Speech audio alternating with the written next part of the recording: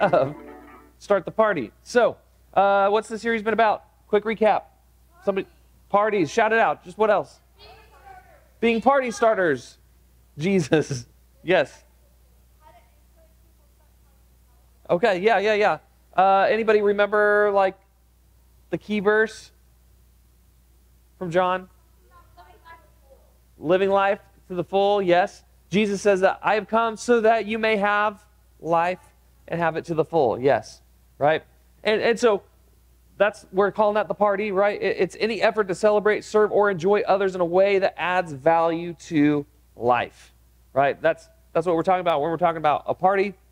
Each and every one of us have the opportunity to be a party starter. And before we get into it, one more quick question for you guys, right? How many of you have been in a situation where you needed somebody to help you out? You needed a rescue. Maybe it was, like me, a house project that you got in a little bit over your head, and you're like, hey, I need some help. Or maybe it was when I was your age, and it was, quick, somebody give me the answers to the study guide for the test so that I can pass the test. You don't use study guides? That was a thing when I was growing up. Yeah. How about, hey, quick, somebody tell me what was the homework assignment for next hour?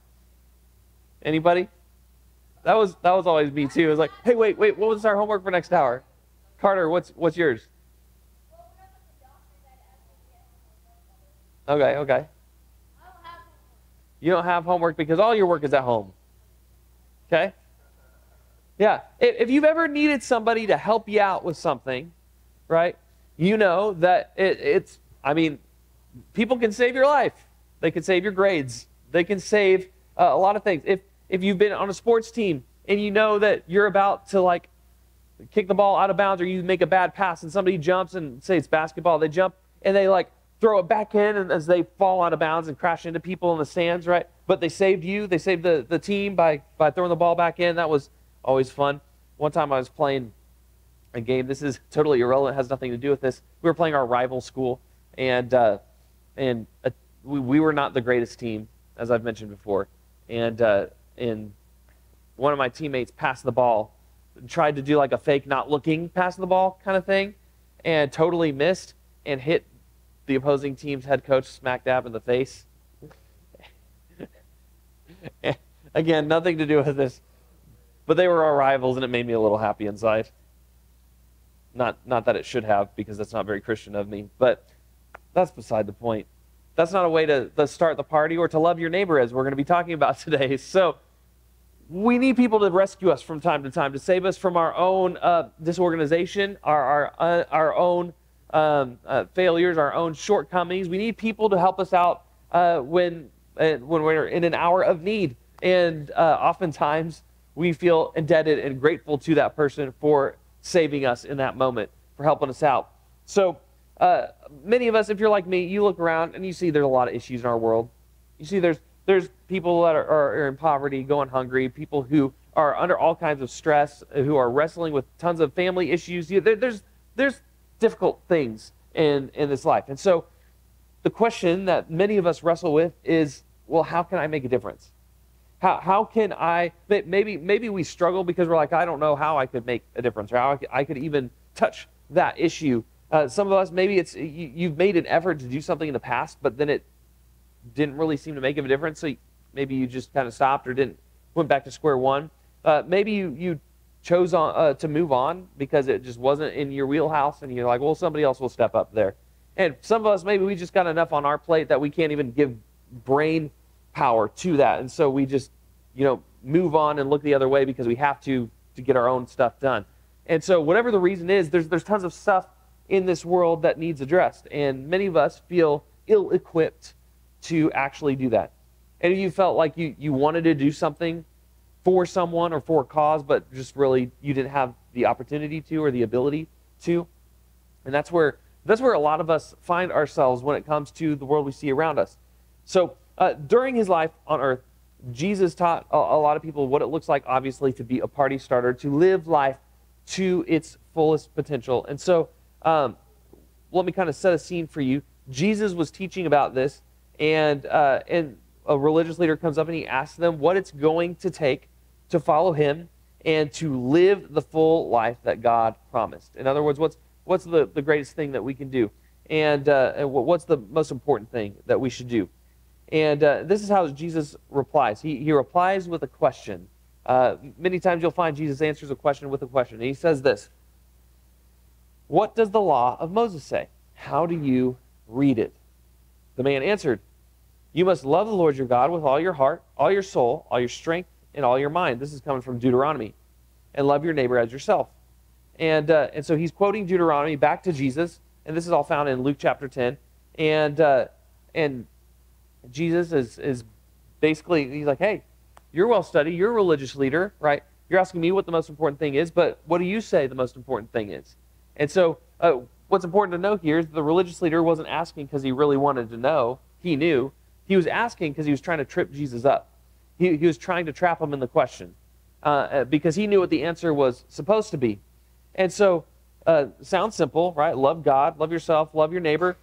Maybe you're thinking what this religious leader was thinking, and it is this next question, which many of us ask when it comes to this idea is, who exactly is my neighbor?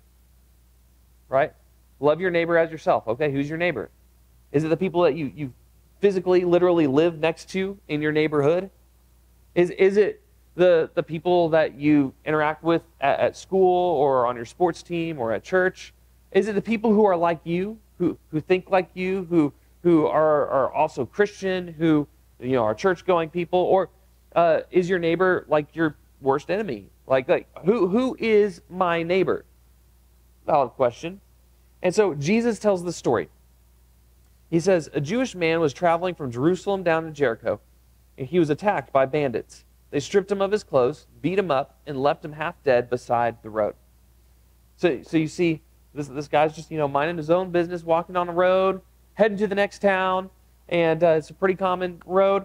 And all of a sudden, he gets jumped. He gets beat up. They steal his stuff, and he's just lying there bleeding out, and he's in trouble, right? So if you're in that situation and you see somebody injured on the side of the road, what's your instinct reaction? Pull over to help them or run them over? Because that can be interpreted a couple of different ways. I'm going to ask somebody else. Yes? Help. Call an ambulance. Yeah. Back then there was no 911. So that's probably what you do today, but back then, what else?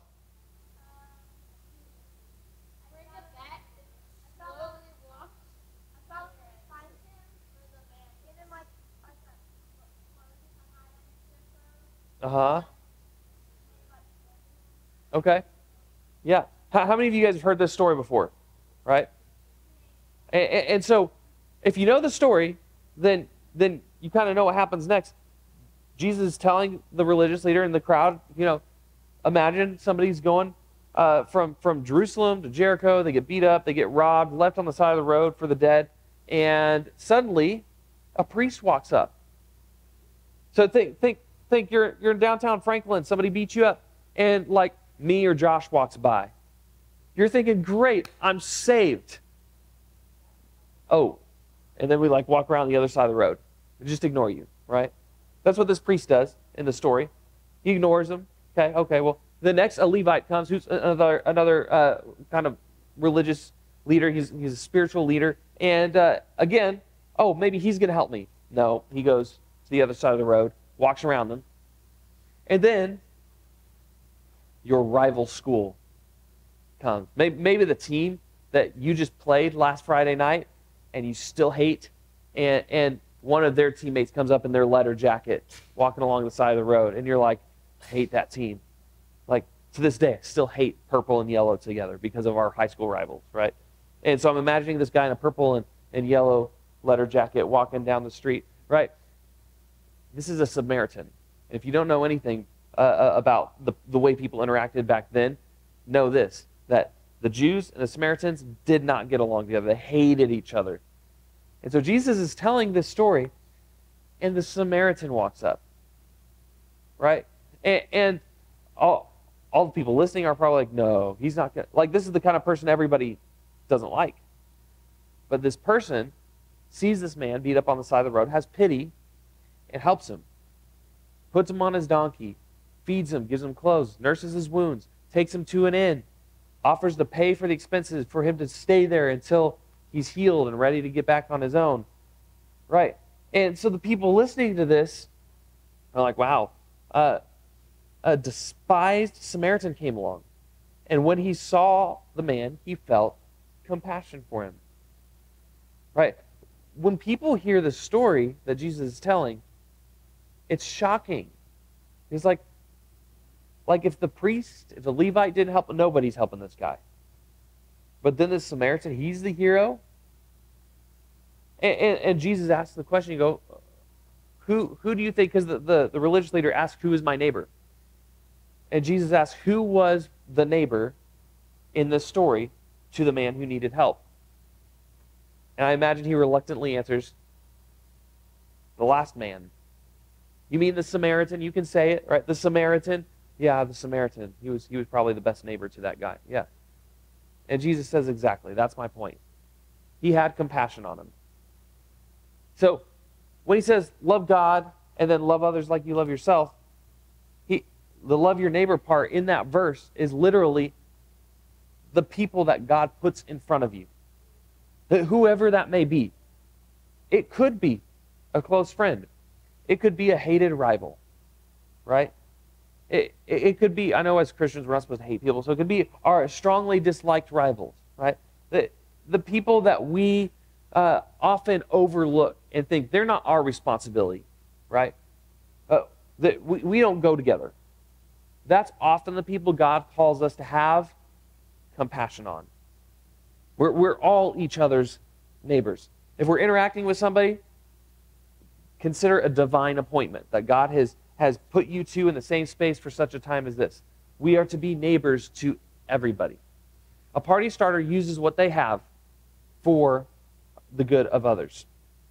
And so that's the point that I want you to get out of today. That's the point that I want you to get out of this week's message is that if you want to start the party of an abundant life through Jesus Christ, and that means we have to show up and be neighbors to everybody, even the people that are hardest for us to love. And so, does that mean you help every single person in the world? No, that's daunting, and you don't have the ability to do that, right? But you can help the people in front of you. And here's a misconception a lot of us have. We have, like that Samaritan in the story, he was on his way for a purpose of his own. He wasn't just walking the road for the sake of walking the road. He was walking the road because he had a point. He had to get somewhere. He had something to do. But yet he put somebody else's priorities over his own because he saw a greater need. Many of us, we've got a lot of stuff going on in our own lives.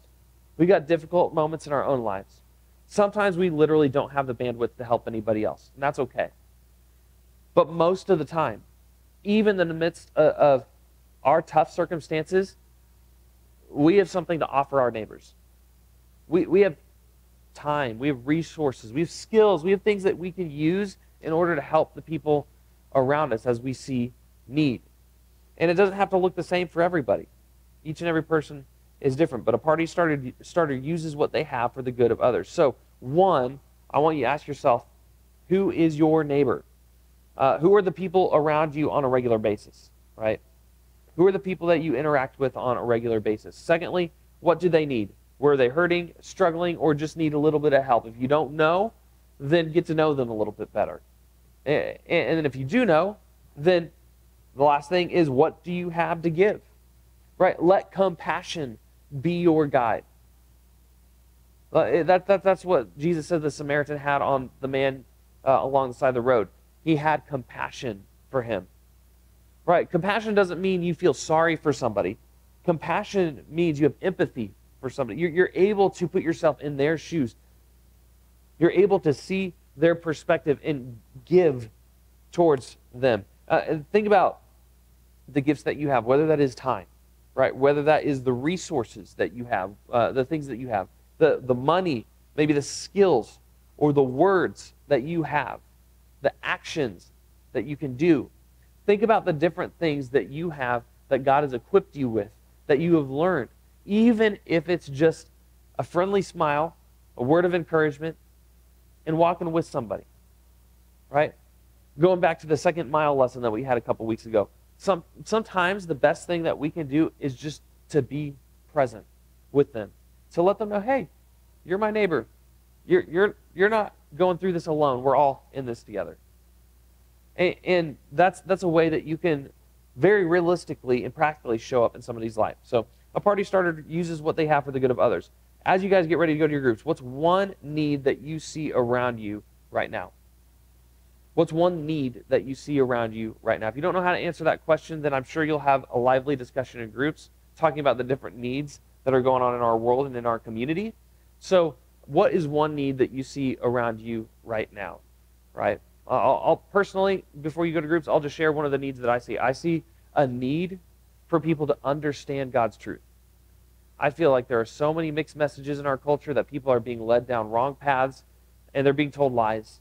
And it's leading them to more harm, to more fractured relationships. I think a need is just more of the truth shown through grace. And so, I don't know. That's something that I see that I strive to make a difference for. And think about what's a need that you see, and what are some of the skill sets that you have that you can go to meet the needs for your neighbors. So I'll pray, and you guys will go to your small groups, and we'll be done for the day.